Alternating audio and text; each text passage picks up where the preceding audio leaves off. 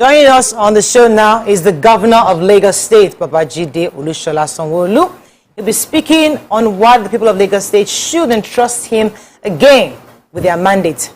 Basically, why he deserves a second term. Welcome to the show, sir. Well, thank you very much. Finally brought you to your view. Well, okay. After 3.5 years, but you are welcome. You know how it is. Happy New Year. We're happy to have you. So there's so much to talk about, so we're going to go straight into it. Your themes agenda was what we started with, and everybody was excited about transportation and what you wanted to do. I would like to start with transportation, especially because that's a major issue we have in Lagos State. People flocking into Lagos every single day. We don't understand how to manage this influx of Nigerians using the bus, the taxis. You've recently launched the rail. People are still saying it's not enough. So what is your government doing to help improve transportation across the state? Okay, well, thank you very much, ladies, and Happy New Year once again. Happy New Year to you. And Happy New Year to all of your viewers. Well, so I tried to make it a bright morning for you and for our citizens. You know, it's a day in which we have a holiday, and I think there's no better time for me to have the audience and also listen. And thank you very much for having me. So you started very well. You know, transportation, right, which happens to be the first pillar in our team's agenda. You know, it was something that we designed out of questions from our audience during, you know, our campaign and after we won the election. So it's not something that just fell on us. Right. And you could see that it was also the ones that people had asked us the most, you know, challenging issue to solve. So it's traffic management and transportation. So to date, in terms of transportation and what has been our direct interventions in that space, right? High capacity buses, which are called the BRT, the high-end buses, we've introduced about 1,300. You know, the medium capacity, we've introduced almost about another 1,000. The last mile buses, which are like the bigger version of Korope, 8-10-seater, we've introduced about 500. And also taxis, we've introduced, you know, the lag ride, which is about another 1,000. So these are just interventions in straight, you know, road infrastructure, right? And it's road infrastructure that we see, you know, as ones that all of us usually apply today. But you know that 1/3 of Lagos is also water. So the question we'll ask is, how well can we use the water infrastructure as a means to move people from one point to the other?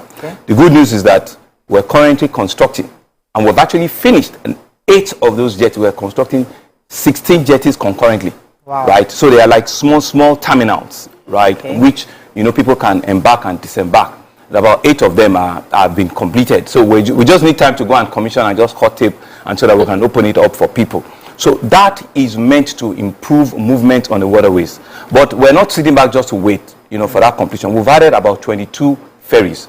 22 ferries, meaning they are carrying 60 passengers, 50, 40 in fairly big capacities like that. Right. I think more of the 40 and 30 in the 22, right? So we've done that intervention as well. And we've opened up, right? Just 2 weeks ago, I opened the first, what you can call the first, you know, security command and control center on the waterways, where we have CCTV cameras. Yeah, it's there. Where we have CCTV cameras, we have equipment that can remotely go and pick people from the water. Because security so if I'm on the water, you can see me. If there's an emergency and you drop, we have equipment. We've bought equipment. They can remotely go. They're like a ball, but they can drive on their own without anybody, and they can go and rescue you, you know, and bring you back. It was launched about 2 weeks ago, right? And we have the command and control center at Falomo. And we've done fairly enough dredging. We'll need to still do, you know, a bit more. That's number 2. Then the third one is the rail that you talked about. So the plan, you know, for public transportation is we'll have what we call an integrated urban mass transportation system. Integrated urban using rail, using waterways, and using the BRT road infrastructure. Once all of those 3 connections are completed, right, what you will see is that we will have an interplay of a single solution of payment, the carry card, right? We went on the train when we did infrastructure commission. The carry card will open up. At the lag ferry is the carry card they're using. On the buses as well is the carry card they're going to. So it's a single payment solution designed by young Nigerians, Lagosians, and we're seeing it is working very, very well. So the plan eventually is to be able to reduce journey time. You know, is to ensure that you as a mother, you can fairly predict your journey. A journey that hitherto will probably take you about an hour and a half or something. How can we reduce it to 30, 40 Right. minutes, We have a lot of so that you can improve the quality of your life. You know, you can pretty much determine when you need to get out and when you need to come in, right? And also to make Lagos in a resilient urban, you know, working city for all of you, right? Are we there yet? Maybe we're not fully there, but we have a roadmap. We have a clear vision. We have a walkthrough that will take us there. So I live on Badagry Express. Absolutely, I know. And so I've seen all your work. I don't have anything to complain about, but just a little, because it's not just there yet. Yeah. So thank you so much for what you've done. I remember the state it was in when you came in and when you visited and promised, and it's been delivered, especially at the trade fair where my community you know, enters and goes into the express. But I see the work going on, and I see so many other factors affecting it, especially Nupeng's activities there. Constantly, because they need to access the depot, are locked in. How do you plan to subsequently manage that? This past month has been neck deep in stress for us living in that community.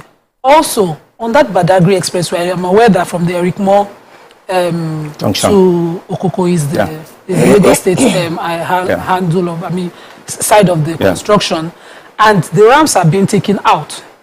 Yes, they're building the bridges overhead, but we need the ramps, like you have on Ikorodu Expressway, where you're going, maybe your community is just 2 steps ahead, you can exit. I understand. So what exactly is the plan? We've talked with the SAA, and she insists that the design is different. Okay. I live there, I think it's not practical. Well, okay, thank you very much, and thank you for the comments you said. So the plan around that corridor, right, is to continue to improve, apart from the right of way, so it's a road that either towards 4 lanes, 2 lanes that we have turned to 10 lanes, 10 lanes, right? So you can see it's more than double the number, right? And so the plan is to have 1 BRT corridor, have 1 lane for BRT, the most inward lane, have 2 express road, then I have 2 outer road, right? So on the bypass you're talking about, if for example you are coming in from Erikmo, you know that at some point in time, before you get to Festac or wherever it is you're going to tee off, make sure that you leave the express road and go on the service lane. It's when you're on the service lane that you can now get out. If you come out from Festac and you're going to be coming out at Abuja again, why would you want to enter the express road? Stay on the service lane and just continue to go until when you get to Abuja or you get to trade fair. One of the challenge, and I understand where she's coming from, is that she wants to get on the express, right? And she wants to exit because it's express, it's 2 lanes. But she wants to also exit at her own convenience. Road transportation is also not designed like that. It cannot be when express is express. Right? If I want to do 40 kilometers, I'm on express. Let me fly the express for at least 35 kilometers before I get on the service lane. But if I'm going to do 2.5 kilometers, I shouldn't get on the express. And imagine that when I want to get out, it will be available for me to get out. I understand. You see, I was smiling. Yes. Because what makes me want to stay on the express is not my fault. I understand. It's the and I will get to because so it's a chicken and egg thing. So which one should we solve first? Do you understand? So what is called an express cannot be access to everybody and anybody at every, because they are moving fast. They want to get to Agbara and begin to go to Badagry faster and quicker, and that's what we promise. But if you are moving from from Festac to Agboju to Satellite Town to this, you cannot. But I understand the challenge. The challenge which you talked about is Nupeng, for example. We're sitting with NNPC. Okay, so this is a challenge. Which one should we follow? That corridor strategically feeds about 65% of the total fuel corridor of this country. That's where you have all the tank farms there. I didn't create it, right? It's a national issue that we really cannot. And that's why, if we look at it, we didn't wait for federal government. That Buba Marwa road that I'm doing is cost us close to 10 billion, right? This is a federally used road by all of the tankers that she's talking about. The construction. And they will not even allow, because we're willing to the concrete is like this, that we're trying to finish up for them. So that will be some sort of a continuous conversation that we need to have with NNPC. We don't control Nupeng. So they will tell you that if you don't give them access as well, there won't be fuel in Auchi. There won't be fuel in every part of the country. So it's something that we need to continue to solve and dialogue upon. But to say to you, Nima, I know you need a lot of bypass roads, in that Ojo. So Iru, Musafejo, and all of it, we're doing Afro Media, we're continuing to do those inner roads so that you can indeed have relief, you know, not just on the express road. You know, we'll finish, you know, Navy Town Road very soon. We're on Old Ojo Road, so that we can have alternative. So then, like the one you're talking about, if you don't need to go on the express road, go on Old Ojo Road, and it's long. It's a couple of like 6-7 kilometers, and we're doing it. The phase 1 of it is CC, and they've started. So you can see. So it's a solution that we're thought with, and it's happening, and we're going to deliver it. Let me talk with John, because there's so many questions, and we have to use this 1 hour. So many. Okay, go ahead. One, I need to appreciate what you've done in Ekpe. For all of us in the real estate space, your video is our biggest marketing tool. We just show your video and people start buying, and we have to appreciate that. But whenever I'm going to Ekpe, it is war. Yeah. And it's been a very, very, in the past 2 years. Yeah. The 2 challenges that has been going on. One, a lot of people are coming into this country, into Lagos, and they become beggars on the road. So you're stopping along that Lekki axis just for traffic light, and they just gather you. They are not criminals, but they are begging. And there's a way, you know, it's just inhuman for a human being to just leave them on the road like that. I believe that there's an industry around them, because they come there, children, babies, all of that. And it can pose a potential risk in the future. So I want to find out from you, what is Lagos State's plan to reduce the number of mothers and children that are allowed to be on the road begging? That for me is a major question. Let me just. I thought you were talking about traffic. They're in the traffic. Okay, so I thought he was actually good, because he said Ekpe. Yes, so let's take it back. Yes. And Tope, let's be analytic about it.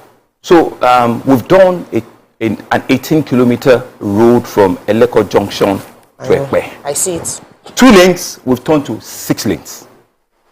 Nema, they will not tell you. Rigid pavement. 2 lanes. No, I've seen it. To 6 lanes. Highest ever level of concrete. That's phase 1 of it, completed. The phase 2 of it now start from Eleko Junction. We're coming all the way to Aja. It's 33 kilometers. We're turning it into 6 lanes as well. And they see contractors there working. She said a few things. It's the highest real estate development corridor that we cannot even keep abreast with.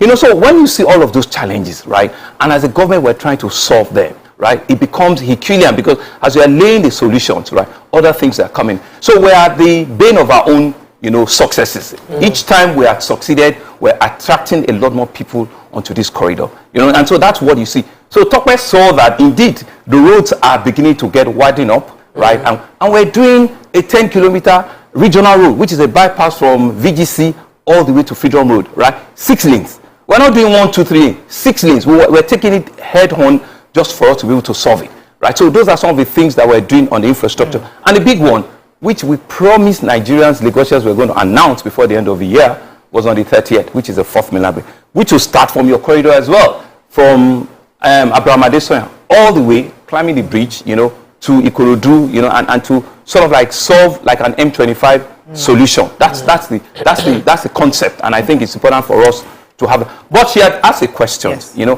which is closer to Lekki phase 1 and phase 2 on issues around, you know, women and children on the street. So it's a double-edged thing, right? These are Nigerians, these are your citizens that are looking for sustenance, that are looking for livelihood on a daily basis. I tell you, we go clear them almost every week, but they find themselves there. So is the solution for me to say that I want to pack them to another part of the country? No. The solution is we continue to build additional homes, you know, and continue to give them solutions where they can become useful to their family, you know, train them, see how we can take them up and give them skills, you know, so that they become, you know, providers of jobs themselves. Right. That's the solution. It's a national issue. And you don't need a visa to come into Lagos. So it's not me that have created that. It's a social inclusion issue that we all need to continue to solve, you know, as we go along. Let me go on a quick break. When we come back, we continue this conversation with our guests. Stay with us. We'll be right back.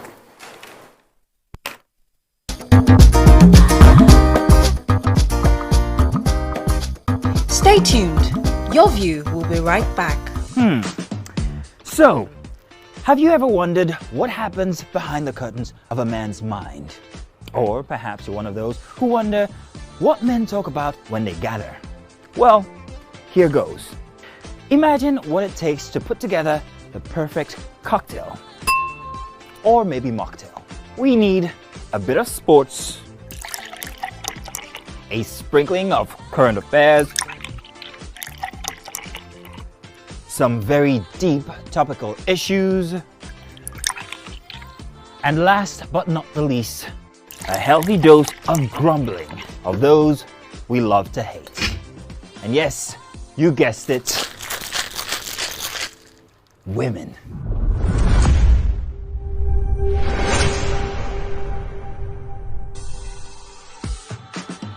So, if you catch the drift, then you're onto something. We will provide you with the right insights into most of your curiosities, right here within this beautiful cocktail we call the Black Table.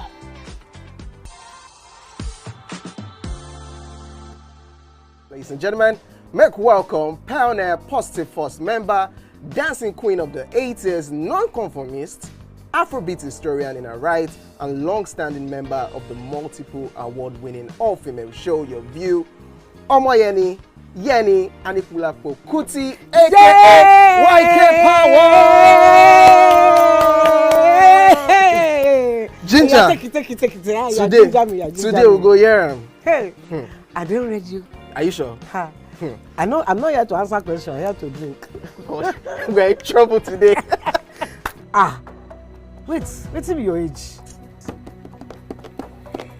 I was close now. Eh?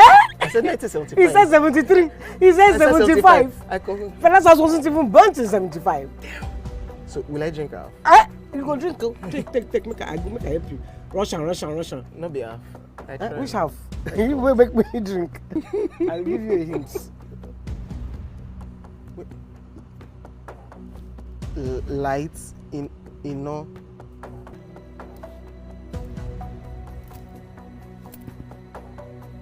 Nepa Road. Nepa Road in Abeokuta. First of all, my brain cannot memorize everything. A big black bug. A big black dog. Bug. A big black bug. Oh, sorry. A big. It don't start. Ọmọ fẹlá. Ọmọ Anikulapo Kuti. Wọ́n rò pé kí ni kékeré yìí. It's by all this one. It's not by all this one.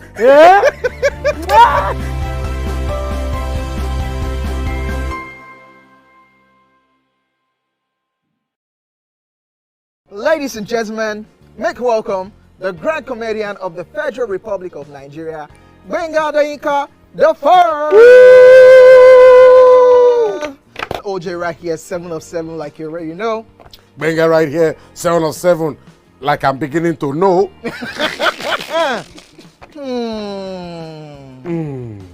It's now time for the questions. You don't scare me one bit. Bata, I go drink. So now one chance for enter. My first question. Do you remember the names of the winners of that edition of StarQuest? Of course I do. Why do you? And I hate myself for this because.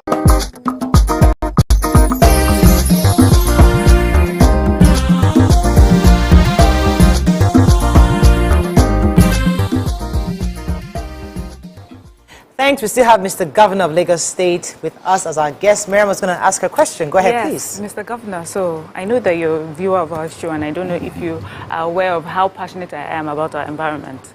Okay. Yes. So I would like to know what your plans are concerning, waste management. I know that in 2019 you talked about the landfills and the amount of waste we get. You said 10,000 tons of waste.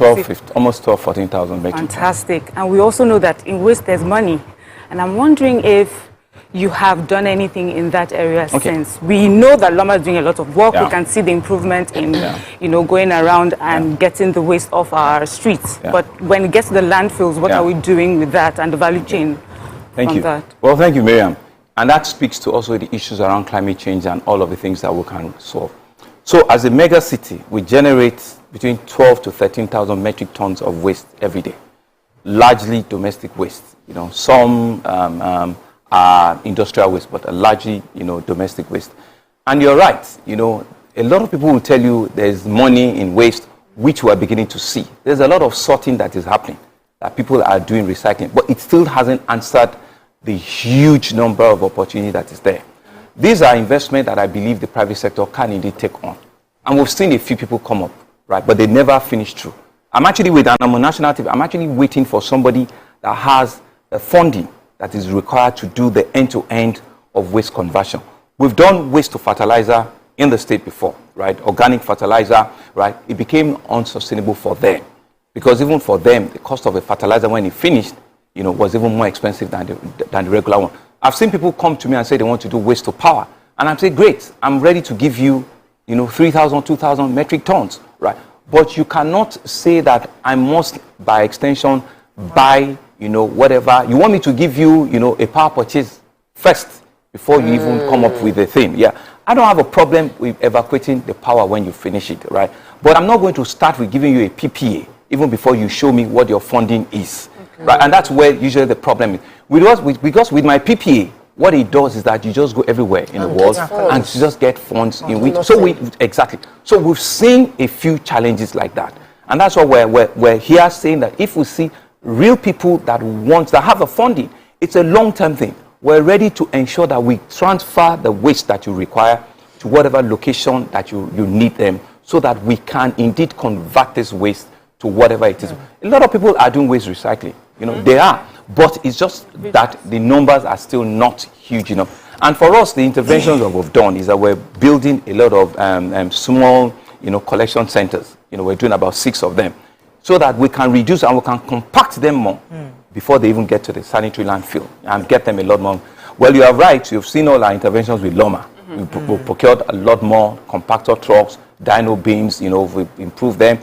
What they look like outside. So, but the final end of it, government can really not do everything, in terms of even trying to get myself to become, a waste converter expert. Let the private sector come. The waste are there. Right. 12,000, 13,000 metric tons. That is your source of raw material that you require.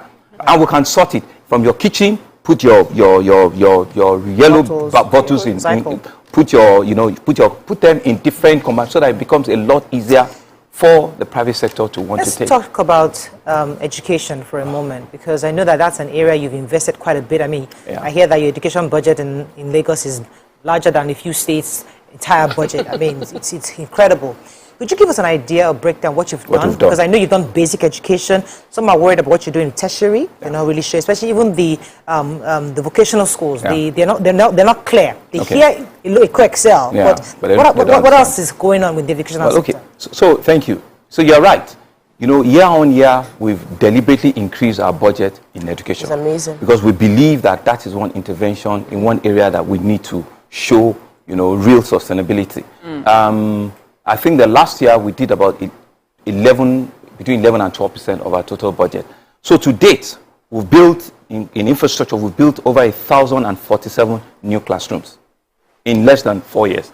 That's over 1,047 new classrooms, right? So we've touched, about 197 new school projects, and we've touched close to 1,000 different things in schools. We've added about 200,000 new chairs and benches. We've done about almost 2,000 new bed spaces in the boarding schools. We've also intervened, in all of the, vocational schools and the likes that you have. But for me, the interesting one is what we've done with primary schools, which is where we've started, which is where education truly really should start. And I'm sure, Moral, which is where Excel starts from. So what we've done, is that we've been able to, have tablets that are given to teachers at primary schools for them to have the same learning curriculum, right, at that level, right, have the same lesson notes, right, ensure that we can reduce, absenteeism, truancies, and, even teachers not coming. We can remotely monitor them and see who is teaching what, and the quality of teaching across primary schools will make them almost the same. It doesn't matter what part of the state you are. So those are interventions. And we've seen growth in the number of people coming back to our primary schools. We've actually seen, growth in the number of people coming back to our primary schools. From private schools? From private schools or from whatever. I mean, that's one. Secondly, in our secondary schools, which is also a place where it's important for you to hold them and ensure that you can handheld them. we've started the comprehensive school system.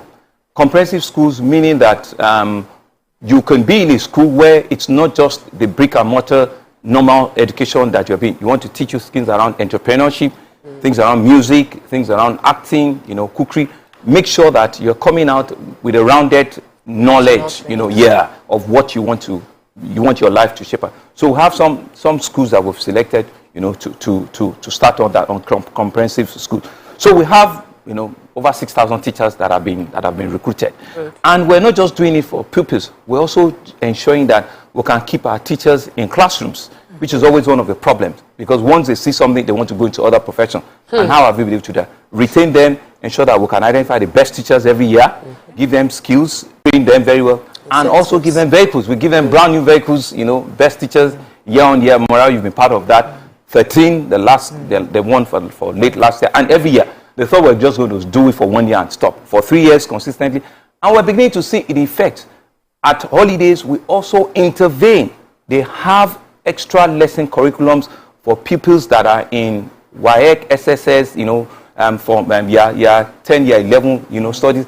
And you know what? We're beginning to see the results. In 3 years, when we came in, the average pass of WAEC in our schools was under 50%, was actually around 42, 45%. Now we've crossed 80%. Wow. In 3 years, we've crossed 80%. So, including maths and English, we've seen pass in our secondary schools to about 82, 83%. Last year, I think was about 83, 84%. So we're excited with our interventions. We're beginning to see the effects and impact of it. But one more thing I want to ask is that what are we doing with tertiary institutions? Yes. For the first time, some of you, I'm sure, went to LASU. Our father, Latif Jakode, created LASU 40 years ago or so. We've been able to get, 2 additional state tertiary institutions, University of Science and Technology and the University of Education. So Lagos, from 1, has 3 higher. Your critics say that it's on paper. Hello? That's what they're saying. That's so unfair. When we have intakes already, when we have vice chancellors, we have the full complements of a university. We've increased our subvention 3-fold. And building Senate buildings in the school, 2 new universities as we speak. Brand new Senate buildings. So the critics have it. So it's real. And so what we've done is that the ones that are, that are before, they are transiting. So the ones that are maybe in the College of Education before, they are transiting in the next 2 years. So it's running pari passu. We're not dropping them, but it's running pari passu. Sir, quick one please on education. Do you have any intervention concerning the current UK move? So the UK has declared they are going to be taking teachers. And I was saying it on the show that many of our public school teachers are the most qualified for this process they want to do. So, and I know there should need to be an intervention. What is your short-term intervention to reduce? It's immediate. You can see, and that's what I said. One, like I'm mentioning, we need to retain them. One, every of our primary school teachers, the plan is for each one of them to have a handheld tablet. When you have your tablet, you can indeed prepare your lesson. It's going to be generic. Everybody has an idea of what I'm meant to teach next week. And it's the same standard everywhere, right? Once that is done, which is always the difficult things for them to do, they are happy going into those schools to teach. Secondly, at the secondary school levels, we're training them. Every day I sign, requests from TESCOM, which is the Teaching, Service Commission, to train over 1,000 teachers almost on a monthly basis. We're training them. Thirdly, we are giving them, encouragement. If you are the best teacher in a year, salary going up. Absolutely. Check it. We're the highest paying. We're the ones, everything that we're the highest paying in the country. And we're giving them brand new cars. If you get to the height of it, and it's an organic system that throws you out. You're the best teacher. We're not giving 1. We're not giving 2. We're giving 13 vehicles in primary, in secondary schools. So there, for 3 years consistently, I see my secondary school, primary school teachers having brand new the ones that have won, laurels at national level, we've given them even 2-bedroom, 3-bedroom houses. So that the idea is not, to just throw prices at people, is to encourage others. It's to say that you will be identified and you'll be encouraged. Right? And so it's let me throw if you want. Our fans are greeting you on Twitter and Facebook. Thank you. Johnson says, say what you want. Babajide Olusola Sanwo-Olu is competent. He knows his onions. And you can really catch him off guard. And Cold Funky says, that's questions. I'm from Rivers State. I always tell people I wish our governor was Babajide Sanwo-Olu, and the only governor with brain cells and all of that. Okay, let me take my own question. He has this one. Says he's not an APC supporter, but he's a trained enthusiast. He's voting you for second term if you can assure the completion of the blue and red lines. He says he's seen the work, but he wants to. So maybe I should mention that for them. Thank you. So we've completed the phase 1 of the blue line. Right. And the news that I'm going to pass on is Mr. President himself will be coming later in the month to come and officially commission the blue line. Okay. So the blue line, the phase 1 of it is from Mile 2, close to you, to Marina. Okay. Right? There's 5 stations on that corridor, and we've finished it, completed. You know, the new trains, we've seen one. Additional trains are in the ports that they're going to be cleared this way. Additional trains, and you see them before the end of the month. So we're ready. It's a rail that is running on electricity, which is for climate change. Miriam, take light too. we have IPP. We have IPP, so it's going to be dedicated, air conditioned, everything. And it's an intercity train. You know, meaning that it understands that we have load, we can carry load. Right. It's open, you can walk in, walk out very quickly. That's phase 1. When President, we're starting the phase 2 again. And the phase 2 is from Mile 2 all the way to Okokomaiko.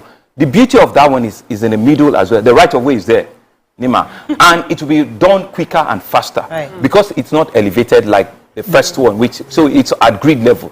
So we will finish it up in no time. Right. That's for the blue line. The red line, for me, is even the one that my heart beats a lot for because of the level of infrastructure that the red line will do. And we will complete it. By the way, we've got only about 147 days to May 29 this year, which is the thing that I signed with Lagosians. We will finish it in our first. Oh yes, we will finish the red line. The red line is from Oyinbo all the way to Agbado. Agbado is actually in Ogun State. We extended it because we wanted to catch all of the traffic to make it. Why people near Agbado? No. It's Lagos West. It's Agege, Ikeja, Agege. You know, Ayola Dokpemu. It's an old rail corridor. So we built our own with the federal government, you know, going Lagos, Ibadan. Right, so they will leave from Ebute Metta, go straight to Agege and get out of Lagos. But we will start from Oyinbo. We do, you know, Ebute Metta, we do Yaba, you know, we do Ilupeju, we do Mushin, we do Ikeja, we do Agege, we do Ayola Koka, we do Iju, then we do okay, sir, let me throw a few more questions for you. It's a whole stretch. Our governor is on ground, you know exactly every corner. But also one of the things I admire about you is, you know, for people where we build houses without fire exits and things like that, you put it into consideration. You rolled out about 62 fire trucks recently, you know, and all this infrastructure, whether we like it or not, there'll always be health and safety concerns. So concerning the trains now, the blue rail, what are the measures you've put in place? You've explained to us with the waterways, the emergency interventions. What would be that for the rail lines? For the rail lines. Okay, so thank you. Inside the trains themselves, they have CCTV cameras, right? We're not going to rush to start operations next week or next 2 weeks. We're going to ensure that we can carry you free of charge. We'll invite your view one day. You go with other stakeholders. We go on a free ride to experience how you embark, how you disembark, how you use the turnstiles, how you use your card, and you're able to feel the entire terminal. It's an experience. You come into a station terminal, it's supposed to be an experience, you know, where you have cafes and, you know, and viewing centers and all of it. So all of that will be installed with CCTV cameras. The track itself are going to be wall off, right? So you don't have anybody on the track for whatever reason. So inside the terminal buildings, there will be CCTV. They're going to have their own local security. Inside the trains themselves, there will be security, you know, and you need to have a turnstile to be able to go to the platforms. You know, the platform is where you are embarking, and it's elevated. All the platforms are elevated, you know, so you need to get in, get out, know how to in and ingress and outgress. All of that we will do for a month or two, so that there's a lot of advocacy, you know, market women, children, you know, civil society groups, civil servants. People will come in and have an experience, you know, free. So that they get to understand it, have a feel of it before, so that you're not just coming to, and so people will train you and teach you. Let's talk about health, because I would like to move into health. There's a lot of, want to talk about I want to stay there. Before we go into, it cuts across everything you're doing. We spend so much money on commissioning projects, sir. I've said it on the show before, that we can't be putting budget towards commissioning in an economy that is struggling. And as rich as Lagos is, I know that we still need funds. So I'm just on behalf of all of us that have complained behind the scene, that can we reduce the commissionings that we do? Like, we know you're working, but we don't need to spend money doing elaborate ribbon cutting processes. So I'll give you a simple example. In one day, offline, we commissioned 15 brand new schools building, and I did not need to leave, a venue for me to go around and come. And it was the teachers and the pupils in those schools that did the commissioning themselves. And I was in one location, in one single location, just with a few of us there, and we commissioned 15 projects in one full sweep. Like I mentioned to you, right, there are several things that have been, there's several roads that we never even got to commission, that people have started using, So we went to Ishuti the other day, we don't need to. People are beginning, we just want the citizens to understand and take over this asset and use it well. I'd like to see you come commission at least the completion of the Tedimo Road. That road has been over-awarded. I live there. Tedimo, that road. It's not an interesting road because what had happened, I was telling you offline, is we've had a bridge failure there before. And truthfully, we needed to do it and do it well, right? So the bridge component is now being completed. It's the road infrastructure that we need to finish, and I can assure you it will be completed and it will be done. Okay. I'm doing for you Ishefun, Afro Media, all the way to area. I'm not going that far. Because there are people that are there. There are people that are there as well. So it's the whole gamut. Let me go back to some of your critics, because I try to like outside. Your critics have said that one of the problems they have with the Lagos State is that if it costs 10 million naira to do something, Lagos State will say it's 100 million naira. Okay. That they are chopping half the money. Okay. Everybody says, it's not the real value. That yes, you are celebrating Link Bridge, you are celebrating 3rd Milan, 4th Milan Bridge, you are celebrating all these things. But the real was the cost. The real cost. Moira, and you're right, because a lot of people, we need to educate people. Yes. Lagos is below the sea level in terms of, the texture. And so the simple question you ask them is that, how much does it cost to do a 3-story building in Lagos and do a 3-story building in Auchi, for example, or in Oyo State, for example? The amount of infrastructure that you put underground, the amount of deck on pile that you put on our bridges, the amount of rigid pavement that we do on our road, it's not compared to almost any part of it because of its soil structure that we have. I just mentioned to you that the bridge first failed. It's because of the structure of the soil. No school that we're doing beyond 2-story that we don't need to do pile. And you're not doing short piles, you are doing 45 meters pile. You are doing 38 meters pile. So that's to do a 3-story. That's what you put underneath. It's much more. It's much more. If you're doing your 2-story building, if you want to, your contractor will tell you need to do German floor, you need to do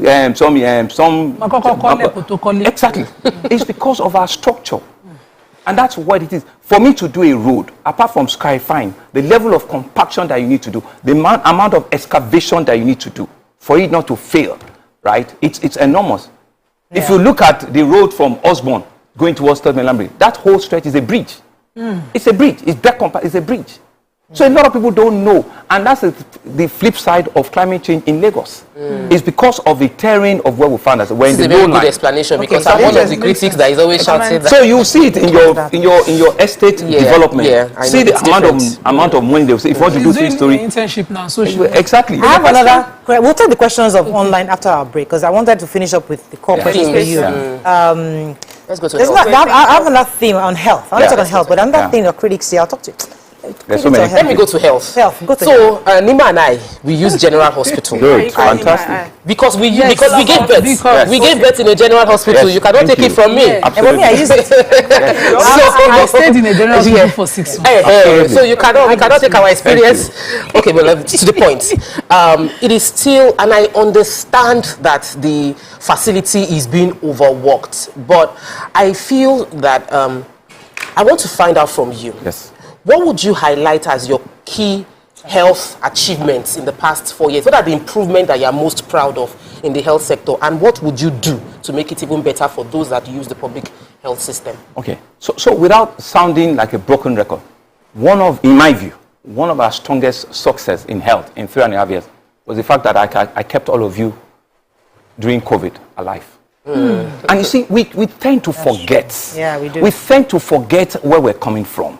If indeed Lagos carried 50% of the total burden of this country, and as a government we're able to proactively put in place structures that kept us all safe throughout that period, we had 4 levels of spikes you know, and what the whole world said was going to happen to us didn't happen, right? A bit of credit needed to come there, and it slowed us down in some other areas, right? But that's it. And we're able to continue to lead the country throughout that space, you know. So that is something that I need to give not credit to me, but the entire health, you know, family that I have, all of the frontline health workers, the doctors, the nurses, the interventionists, all of them rised up. At the time, some of them were living, you know, in rented hotels for a week, for 2 weeks. They were not going home because we didn't want them to even infest their family. They were all, so that for us, it's a pandemic, is a generational solution that nobody can take away from us. That's one. Secondly, in terms of specifics,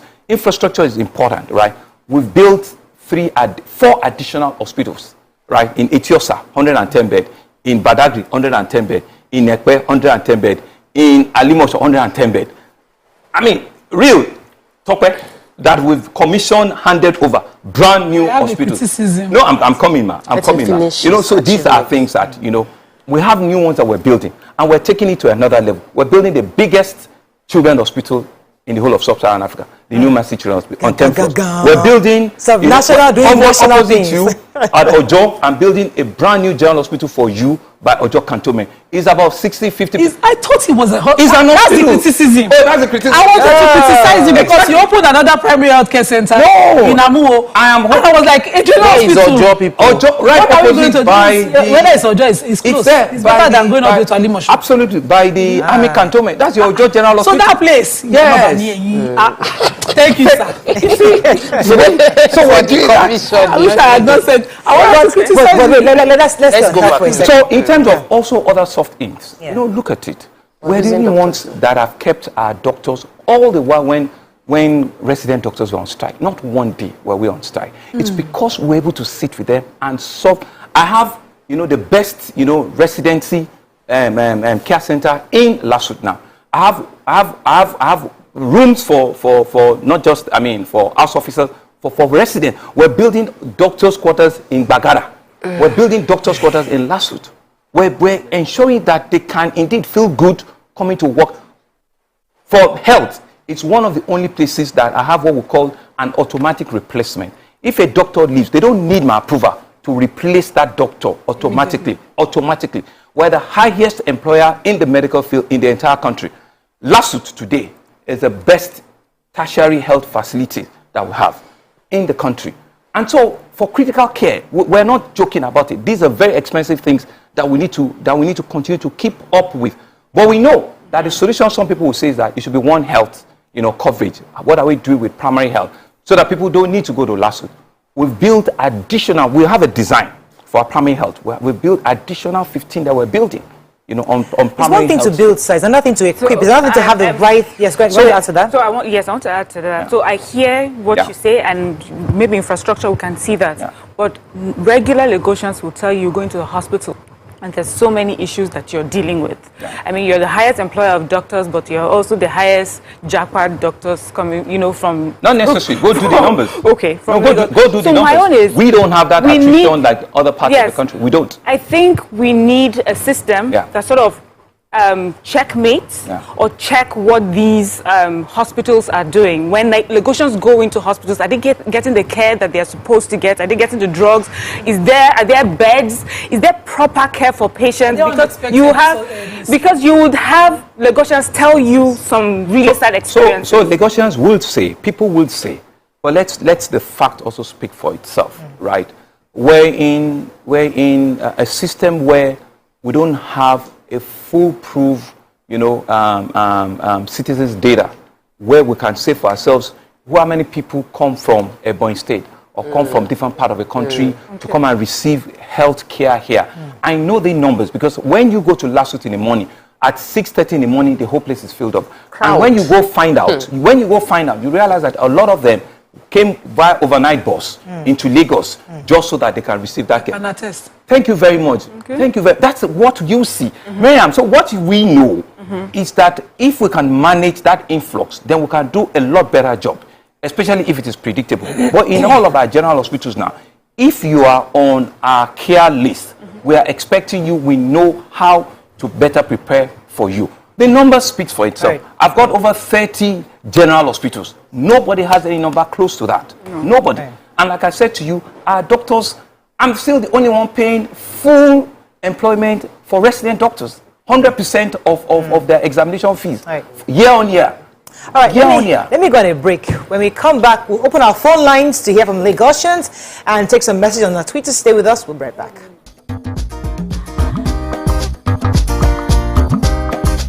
Stay tuned. Your view will be right back. Ladies and gentlemen, make welcome the grand comedian of the Federal Republic of Nigeria, Gbenga Adeyinka the First. OJ right here, 7 of 7, like you already know. Gbenga right here, 7 of 7, like I'm beginning to know.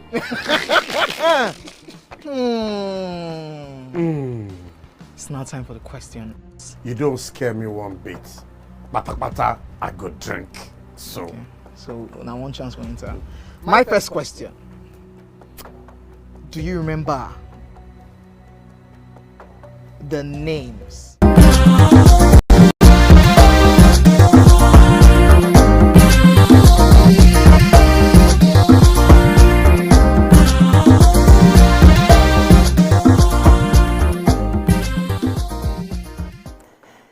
Thanks for staying with us. We're going to open our phone lines. You can call us on 081270536887, 09139076948. You can also tweet to us at TVC Connect. Please hashtag your view TVC so we can read your tweets. All right, so I wanted to talk about another things your critics always say, because they see that you are a huge supporter of Asiwaju Bola Ahmed Tinubu's coming into office. And they talk about this blueprints that Lagos State, blueprints, they blueprint from Fashola, from this person, they went this.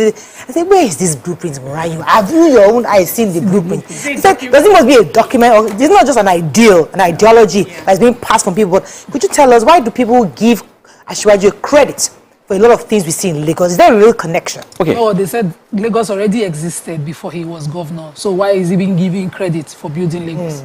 Thank you very much. And I see these are, instructive learning point that we need to put forward. So I joined him with all sense of humility 20 years ago. I was a general manager in my bank with a corner office. November 2002, precisely, so about 20 years ago. And we had criticized government 3-4 years, 2-3 years before then. And I had that real opportunity. I appointed a special. So from very first day, I was in his cabinet when I joined in 2002. And I saw things firsthand, for me, even before the end of his first tenure. So I'm a living witness, and it's not anything that we're blabbing about. It's something that we know. So what happened at that time, right? We set up documents called the seed document, so which are Lagos State Economic Development document. We also have what we call a 10-point agenda, right? It's like what I call a team's agenda now. 10-point agenda had, revenue generation, transportation, public this, public that, all of that were encapsulated in the last seeds and in the seed document, which are economic documents. Well, we set up and started the Mbeti, year-on-year economic summit, where you take inputs from the private sector, put it into your own flesh of document, and becomes a working paper that you can live with moving forward, right? So in that his own 8 years as government, as governor, I worked with him closely for at least 5 years. 1 year before the end of his first tenure and the entire 4 years of his second tenure. So I was commissioner for economic planning. So I was part of all of those documents that were developed. Lamata, for example, that we talked about, it's not out of place. We had that robust. He set up Lamata with the World Bank. In 2002, 2000, I was one of the people that first recruited the first set of people that worked in Lamata. It was a World Bank, one of the best World Bank, transport infrastructure, agencies that anybody can see in the world. So those are, and it was the beginning of democracy, 1999. Coming from a military rule where it's not a government of inclusiveness. Now starting up in 1999 with a government that have the opportunity to include the citizens, listen to them, have an engagement. It was more like an all-inclusive role. So that was how that blueprint was developed. And they had like a 20-year development plan, which, of course, BRF also improved upon, took away some, add on to it. Ambode, similar thing. Ourselves, that's really what it means. And because there's also been continuity in all of these things, we were able to see what the challenges of the previous government is, what are the things you need to take on and use very quickly, and have, a springboard movement into your own government. So that's one of the things that have helped us. And so we give him that credit because he was the one that was able to bake the first, retinue of very intelligent, people that Let me take this call. Yakub, are you there? Thanks for calling. Yeah. First caller of the year. Good morning. Yeah, thanks to you. Because of the time. Good morning, Mr. Governor. Good morning, Yakub. You see, Mario, I totally agree with Mr. Governor this morning. Why? Because Lagos is working fully. Because I can say that in my area here, as I'm talking to you, a lot of streets is under construction and like almost 10 at a time. I've never seen that before, but I want to have a controversial question, and then I wouldn't like Mr. Governor to bend that answer. You should go straight to that answer and give it to us so that you know. The question is this, sir. If you are moving in Lagos State as a commercial board, you will see all these, are you listening to me? Yes. Can you hear me? Yes. Thank you very much. This NURCW, we want to know all this money they were collected from the commercial board because it takes a lot of money. Where this money is going to, where are they remit the money to? Are they remit this money to Lagos State Government board or they are paying the money to national board? We want to know because they collect a lot of money without not using it for anything. Okay, that's a fair question. Let me let you answer. Go ahead. Well, I mean, so you're right. There are issues that we need to resolve, with, the transportation sector. And you see, we started. At some point, we actually prescribed them, right? And that's why we set up, the parking authority so that indeed we can sit with them and we're beginning to get a lot more mileage than what it was 6-8 months ago, right? We're not fully out of it yet because it's a system that has been in existence for decades. So you're not going to one day just sleep and wake up and it's all changing.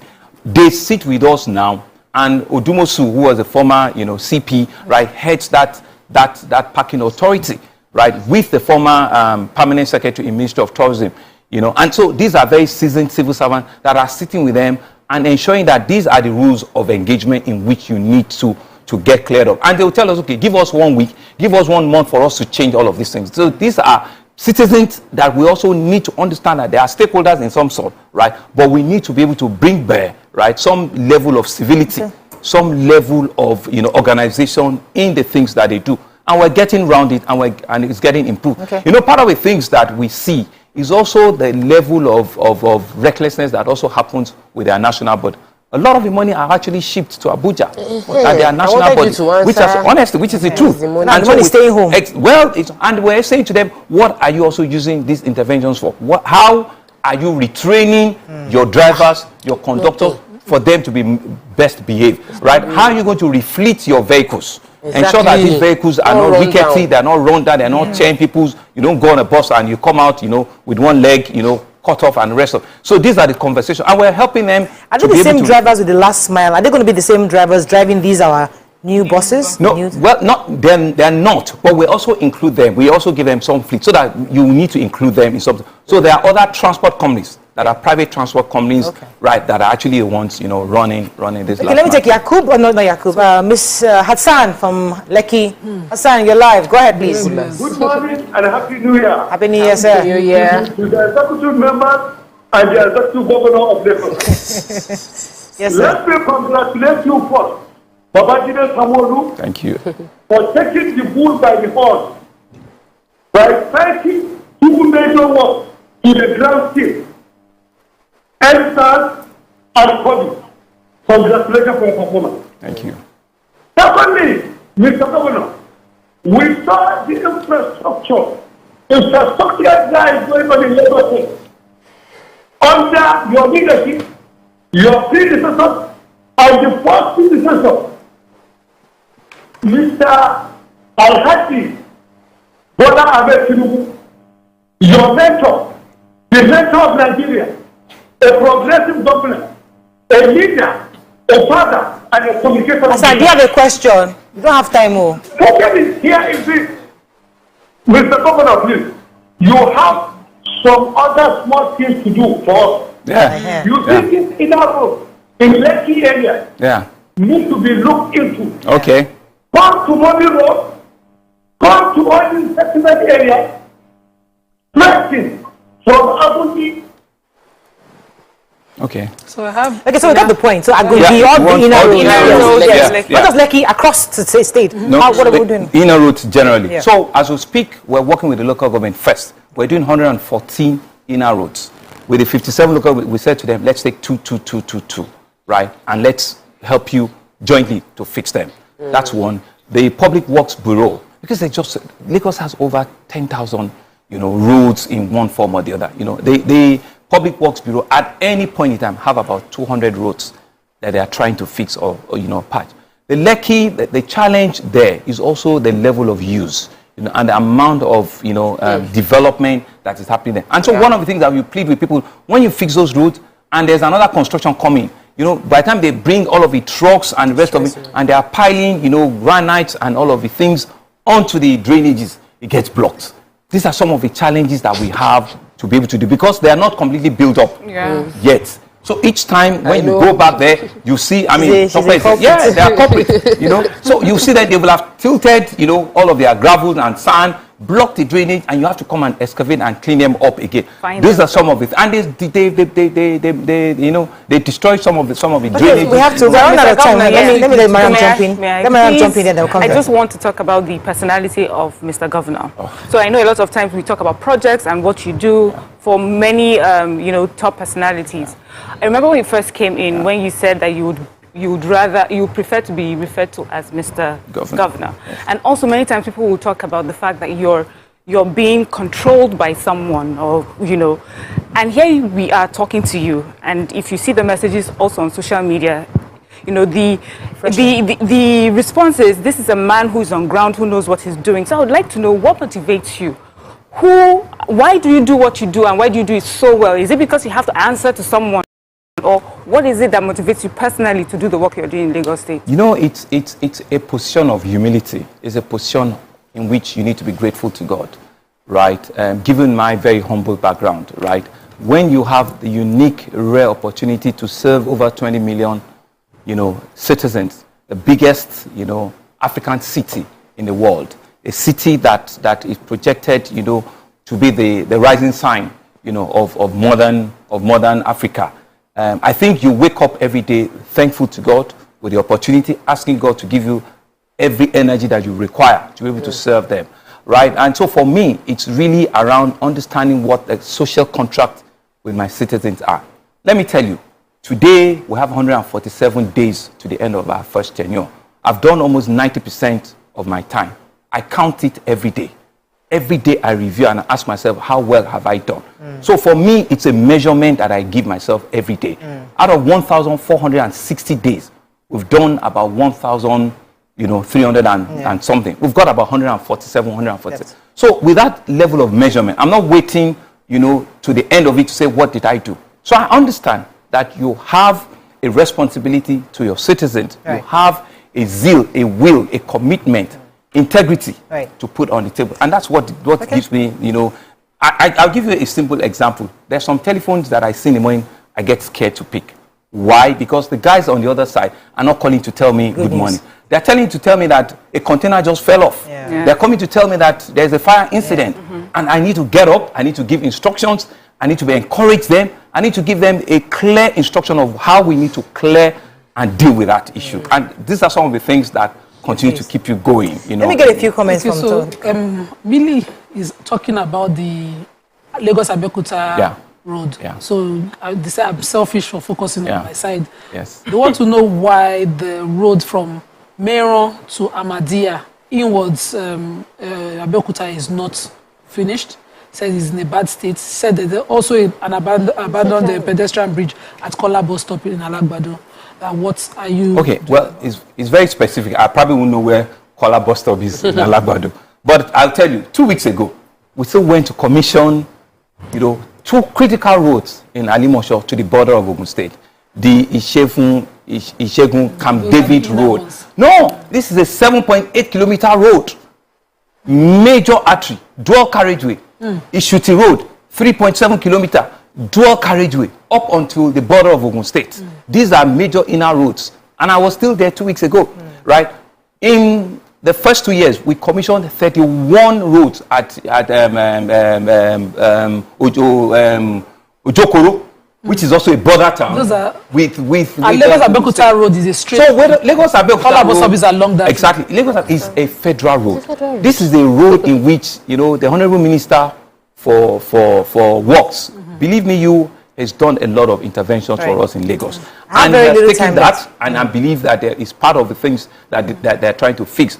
It sits more in Ogun State than in our own beats. Right. And I've been there. I know it. I see it. Let me take this call because I have very little time left. Mr. Adeyemi from Ijushaga really wants to talk to you. Good morning, sir. Are you there? So many people. Hello, good morning. You're live. You go ahead, Adeyemi. Yes, I want to thank Mr. Governor for all that he's doing. I follow him closely on Instagram and I see all the updates of all the projects. It keeps updating us about things, the projects done in Lagos State, the milestones and everything. I am really proud of Governor Sanwo-Olu. Thank you so much for all you do. And secondly too, because in areas like Ekpe are opening up, the roads are being built, it has given us middle and low income earners the ability to invest in real estate. Thank you so much, Mr. Governor, that I can take my Thank you very much, Adeyemi. We have very little time, and I'm not to make comments associated. Olatunji says, I'm highly impressed by Mr. Governor's articulated responses to questions and policy issues. He's far more composed and has a firm grip of everything happening around him. Truly, I'm happy and would campaign for his re-election. Well done, sir.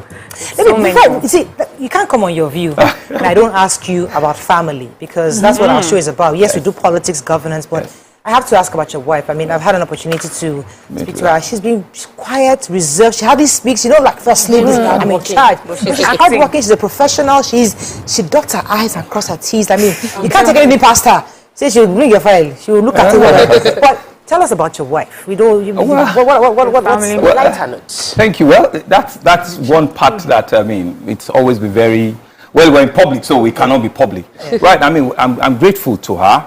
Right, she's a woman that has sort of like complemented the role that God has given us now, very, very, with all sort of dignity, right? Like you said, she's a medical doctor herself. She loves kids a lot. I wish she would have 7 kids. How many do you have? I'm a father of the state. I have children that call me their dad. So if I go all and say there's only 3 or 4, I'll get in trouble with them, So let all of them feel that I'm still their dad, even outside of government, So, but for her, it's really about putting everything she has also learned as a lady, to put it to work, right? And I see the complementary role that she brings on board. She gives you your space to work, but like you said, she's very detailed. She's extremely very detailed, and she's someone that you need to take very seriously. She's not the person with a lot of, airs around.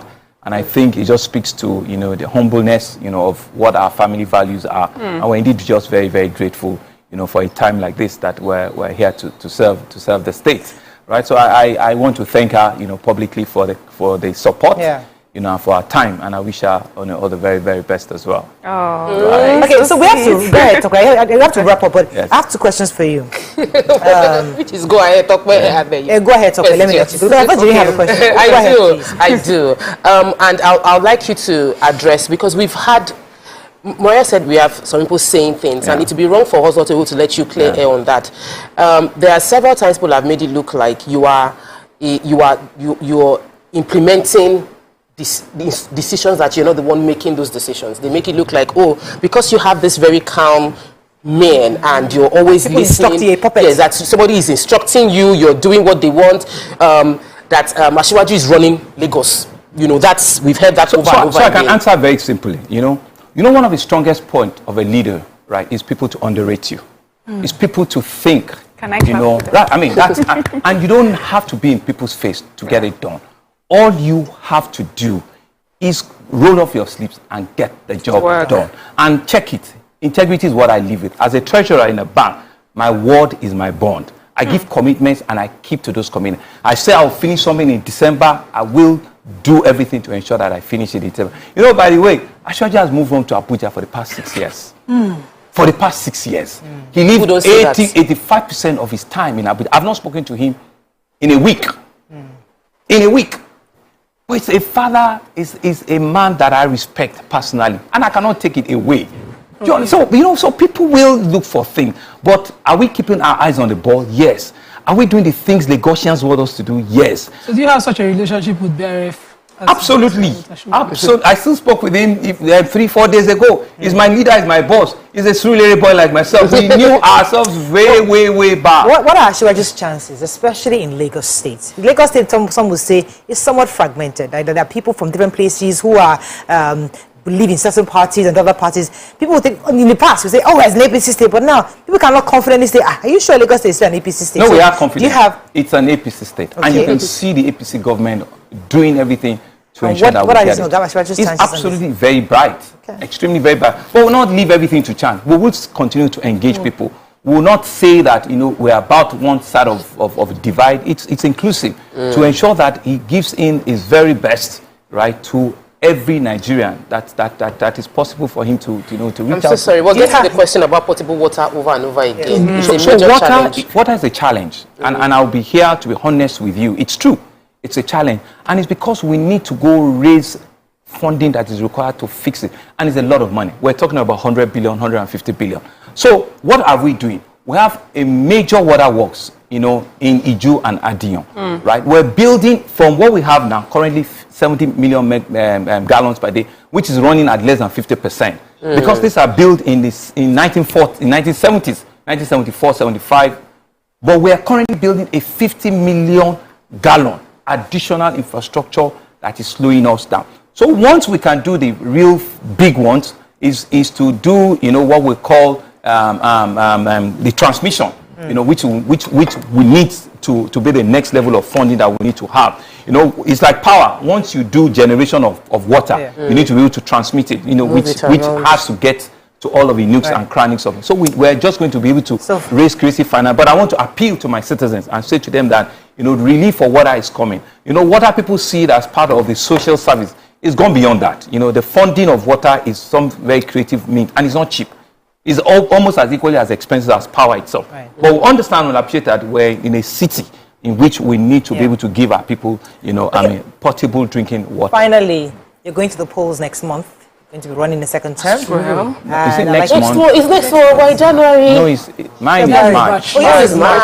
But I'm involved in February. So the point is, I'd like you to final word to Lagosians. Why should they vote you in? Well, again, why do you think you are the leader for Lagos? Well, thank you very much, ladies, and thank you very much for having me.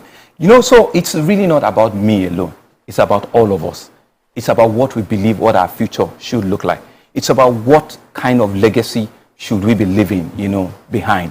And I want to say that in the last, you know, 3 years and about 7 months, it's been a unique opportunity experience for me. Like I said, I've done about 89% of my time, right? But the beauty of it is that we've kept faith with all of the things, you know, that we said we're going to do under the team's agenda. We didn't have time to talk about tourism, about security, you know, about housing, where we've done over 17 projects, you know, about all of the routes that we've done.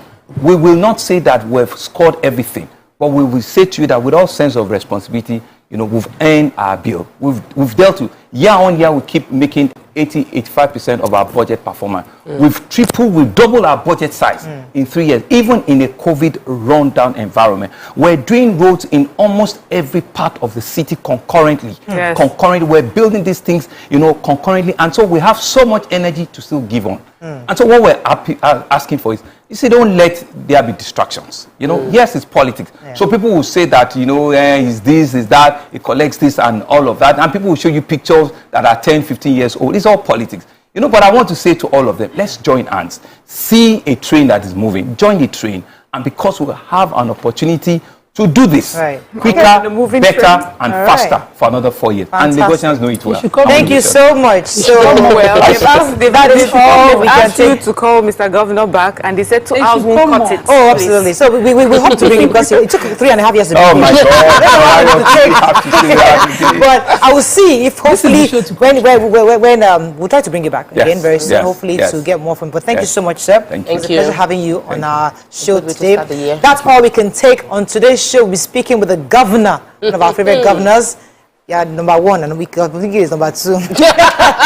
But yes, from my own list. But it was fantastic having our governor on the show today. It was a pleasure. Thank you very much for a fantastic day. And Happy New Year to our viewers again. We'll see you tomorrow. Bye for now. What a way to start the year. Thank you.